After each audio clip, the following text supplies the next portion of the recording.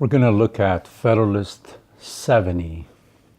This is the fourth of the 11 papers that Hamilton writes about the executive branch, presidency. And he constantly says that anti-federalists are misrepresenting us. And he defends the provisions that have been written in the Constitution for the presidency.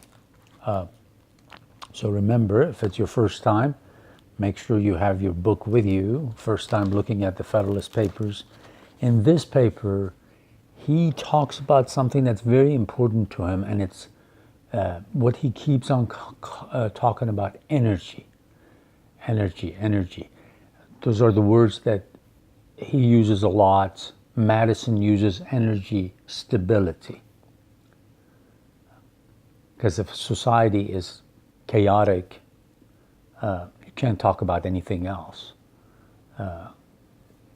Can't have safety in your property, you can't have safety for your life, you can't have liberty. Dictators come and promise you that I'll keep you safe, and you're willing to give everything you have, all your liberties, to them to keep you safe. So, but Hamilton focuses a lot on energy. If you remember from the very beginning of the Federalist Papers, he says a government has to have energy. Means that the government has got to be able to carry on its responsibilities. If you're giving it something to do and then tie its hands, that's no good. You have created a dead machine, sometimes he says.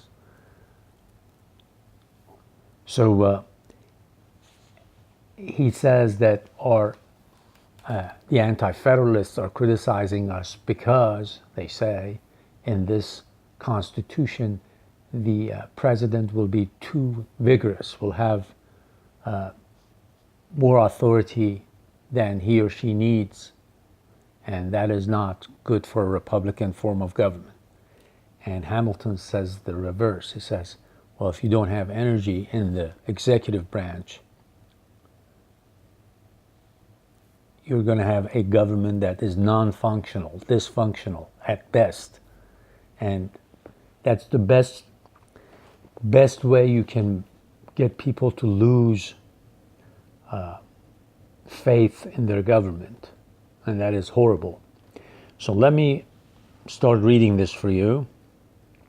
There is an idea, which is not without its advocates, that a vigorous executive is inconsistent with the genius of Republican government.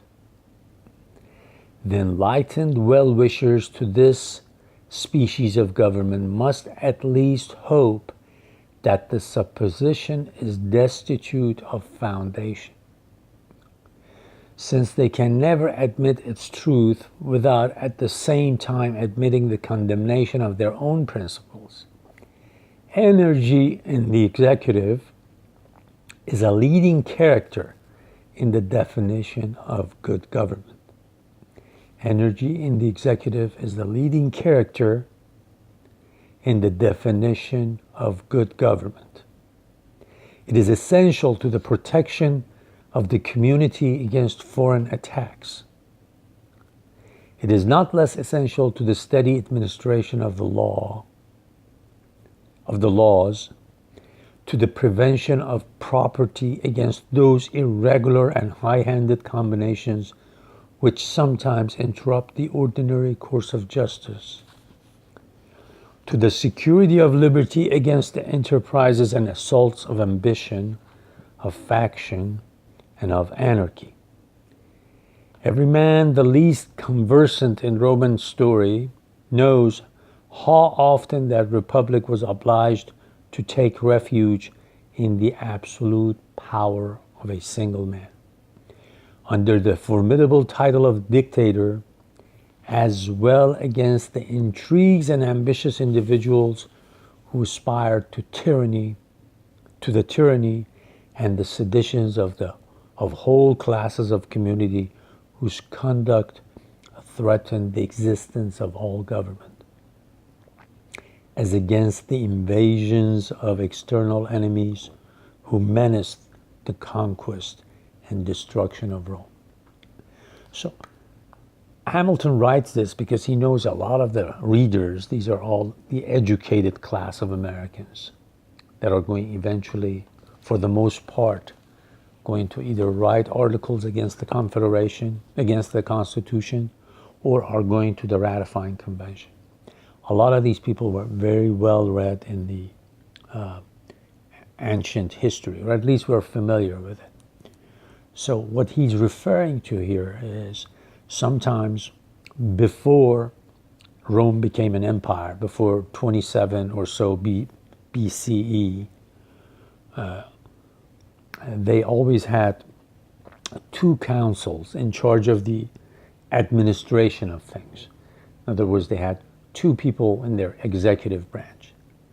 And Hamilton says that always created chaos, and it would always be that chaos will eventually give a chance for somebody to announce himself as a dictator and take over and bring order. And he says we don't want that. We don't want a government with multiple people as the executive, and that will bring chaos. So during the course of this paper, he's going to defend the fact that there's only one president. We're not going to make it like some of these states where they have a council as the executive, or let's say there's a governor and then 3-4 people either out of the Senate or 3 or 4 people appointed by the Senate of those states to be part of the executive branch. It says that history teaches us that's always brought us chaos. So that is why he brings up the Roman history, and he says that the councils who had the executive branch, who had 2 councils, always created the need for a dictator to come and take over. So Hamilton pretty much is going to focus a lot also on the safety of your property. In a good system, he says, we need an executive branch that is vigorous, that's energetic, that can get its job done, not only to defend you against foreign attacks, but also to be able to defend your property from a combination of things.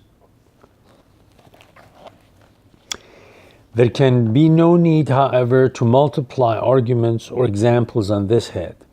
A feeble executive implies a feeble execution of government.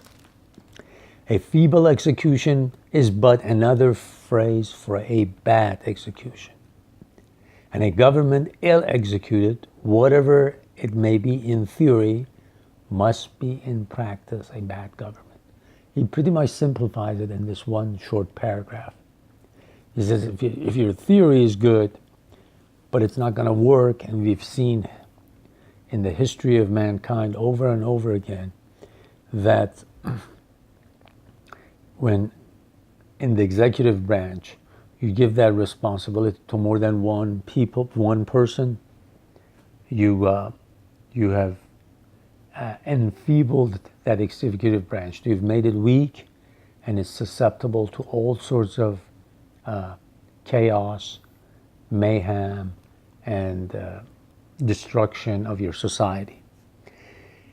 Taking it for granted, therefore, that all men of sense will agree in the necessity of an energetic executive, it will only remain to inquire what are the ingredients which constitute this energy. What should we look for? What is this energy? How can we shape a government that will be energetic and also be in line with a representative and a republican form of government? How far can they be combined with those other ingredients which constitute safety in the republican sense?